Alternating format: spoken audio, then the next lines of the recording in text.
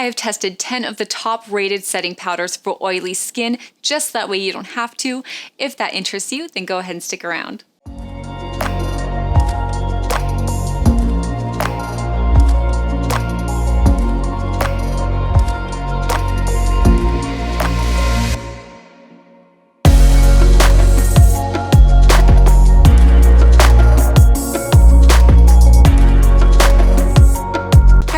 Thank you so much for checking out this video. If you're new here, my name is Stephanie and I cover oily skin, hooded eyes, and beauty. Welcome back to my Setting Powder Wars finale. To catch you guys up, I have tested out 10 drugstore setting powders for your oily skin. If you have completely missed the entire series, don't worry, I will link all of the videos down below for you. I have tested all of these setting powders out with my very favorite ride or die drugstore makeup products, and that's going to be the L'Oreal Infallible Matte Lock Mattifying Primer, the e.l.f. Poreless Putty Primer, and the Maybelline Fit Me Matte and Poreless Foundation. Now, I've tested each of these setting powders by doing an all-day wear test, doing a flashback test, a baking test, and a light setting test. I have ranked these powders from best to worst, and there are a few that are just okay, but let's go ahead and start with the worst.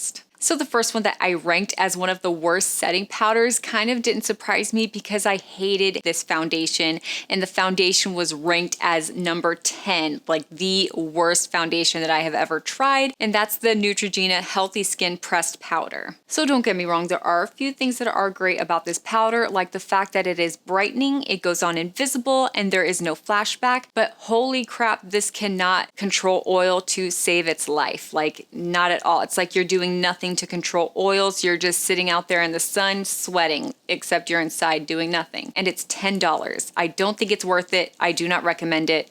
No. I am super disappointed with this next one because I wanted to try this brand out so bad, and as soon as I found out that it's great for oily skin, I bought it as fast as possible and I could not wait to put this on. And not only was I so excited about this brand, but this packaging is so beautiful. I almost want to keep it because of its packaging, but here's this next one. It's from Flower Beauty, and I love Drew Barrymore. So this is the Flower Beauty Miracle Matte Translucent Finishing Powder. Just look at this, it's so cute. And it also comes with a powder puff, a little powder puff. It's adorable, but the application process is horrible. I'd rather use a brush with this for a light setting. This powder, did you see that? You saw that? Oh my God. Okay, so that's what I was gonna say. This powder is so finely milled that you will be in a dust cloud. It makes such a mess. Putting this on showed so much texture, so many dry areas. I didn't think that this was gonna get any better, but throughout the day it did, which is so weird. And it even allowed my oils to come out, but it came out so natural, so beautifully. It just looked flawless. But that's the thing, I had to wait hours and hours and hours for it to get better. So when I apply this, do I have to apply it hours before I actually go out somewhere?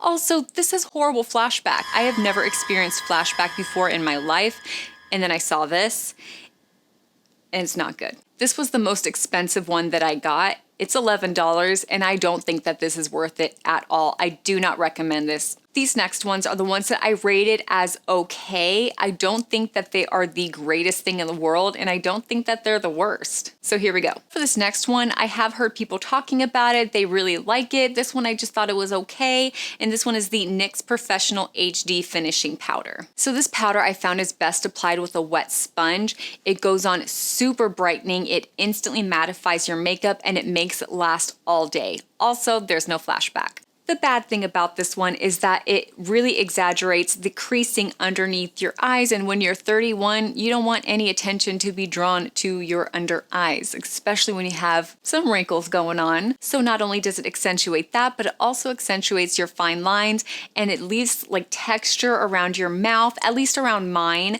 I also found that this one isn't really good for touch-ups because as soon as you go in, after a few hours, it doesn't have enough time to emulsify with your oils, so you can definitely see that white powder on and around your nose and around your mouth, and that's just not a good look. With that being said, it actually does last up to 6 hours, and for being $10, I do think that this is a really good powder. So I was actually really shocked when I ranked this one just okay because it's everyone's favorite ride or die drugstore powder, and I just thought it was okay. Nothing special about it. It's the Rimmel London Stay Matte Lightweight Mattifying Powder. Now, don't get me wrong, this powder goes on beautifully. It is brightening and it really just blurs everything. It blurred all of my imperfections. It looked so beautiful. There is a downside to this powder, and that is the fact that it doesn't last long. So just like the packaging says, it only lasts up to 5 hours. And then after that, it does start to look cakey. Your oils start coming out and your under eye starts creasing. Your pores start to look exaggerated, and yeah, it just doesn't really do well for the long run. So if you are in a pinch, this is only $4 by the way, so if you're in a pinch and you know you're not going to be needing to wear makeup all day long, just for a few hours as you go out, this is perfect. Now for my best rated setting powders. So it definitely did not surprise me when I ranked this one of the best because it's been my ride or die for so many years. I can definitely count on it for literally everything. Going outdoors, staying indoors, and wearing makeup for a long period of time. It is the Coty Airspun Loose Face Powder. I have the one that is translucent. I know that there's a tinted one, but I've actually have never seen it before, and I like translucent, so I really don't mind. So with this series, I have definitely realized that I don't need to bake all the time, and doing this series made me realize that I don't really care to bake with this one anymore. It just has that heaviness feeling. There's that texture that it leaves around the mouth, so it's definitely best to just lightly set it with a brush. So just with that light setting, this will control your oils and make your makeup actually look better throughout the day. Even when your oils do start to come out, it gives you that natural, beautiful look. There is no flashback, and this is only $6. I recommend this so much. I was a little surprised with this next one because I've never heard anyone talking about it, and to be honest, I didn't even know it existed. This is going to be the CoverGirl Clean Professional. I do have the one in light, and just so you guys know, it does run dark, so my normal shade for everything is light, and then I go with my undertone, but for this one, I should have gone with fair. Even though fair is way too light for me, the fair would have actually matched me perfectly since this one runs a little bit dark, just so you guys know. But this powder is really awesome. It instantly mattifies your skin, and you can't even tell that you have powder on because it goes on looking like transparent, like it blends in with your foundation perfectly. So I did find that this is actually better applied with a brush. Just as a light setting, it'll make your foundation last all day, and honestly, it does get better throughout the day. So really the only bad thing about this powder is that it smells like Vicks, but it's only $5. I think that this is great, and I definitely recommend it. I am definitely not surprised with this next one because I am so in love with their foundation, and it's the Revlon Color Stay Pressed Powder. So this powder will brighten your makeup, and it smooths out all of your imperfections, and it will mattify you instantly.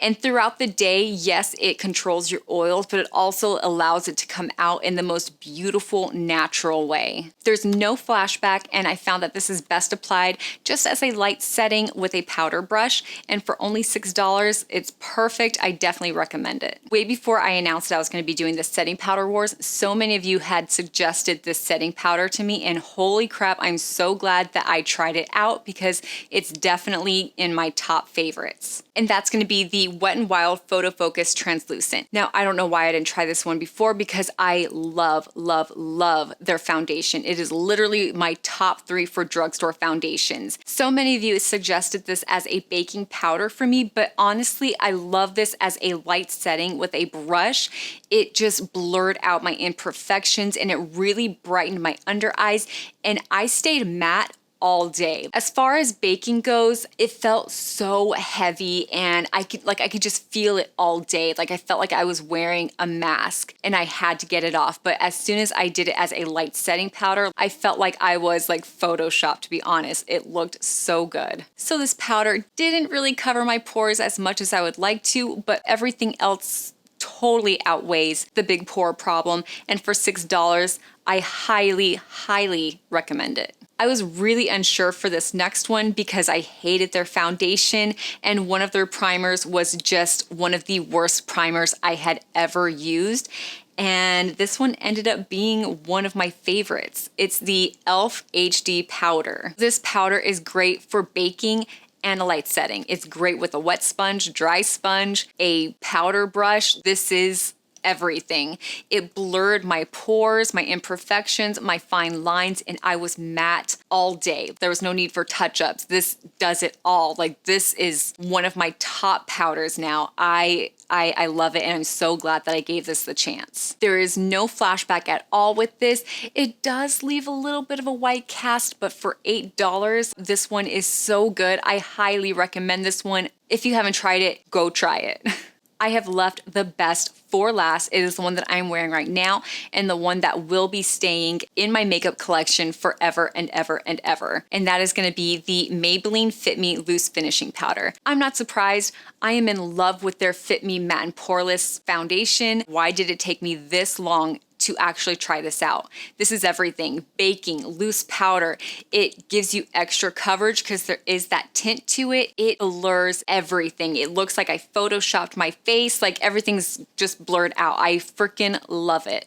This one doesn't leave flashback, and it actually does something for my pores. Like, holy crap. My pores are everything. And the fact that it actually does something for my pores, oh my God, I'm so in love with this one. And this one was only $8. This is actually more expensive than their foundation. Their foundation was like $5. If you have never tried this one, go try it.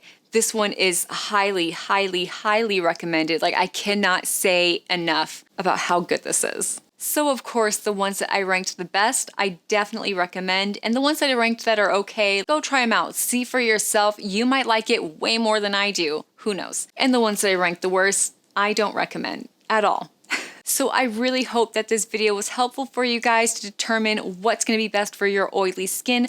Let me know. Did I miss anything? What else would you like for me to try? This series was so much fun. I love doing this whole makeup for oily skin series. It is just the best. I love it. I love finding what's the best, what's the worst, and then letting you guys know. And I love having the conversations with you guys in the comments, just having conversations of how makeup works for you and how it works for me. And like, I love that you guys give me recommendations and everything like that, because I feel like I'm also learning with you guys. So let me know down in the comments below if you guys want me to try something else, and if you like this video and this whole series, please give this video a like, and yeah, that's a wrap.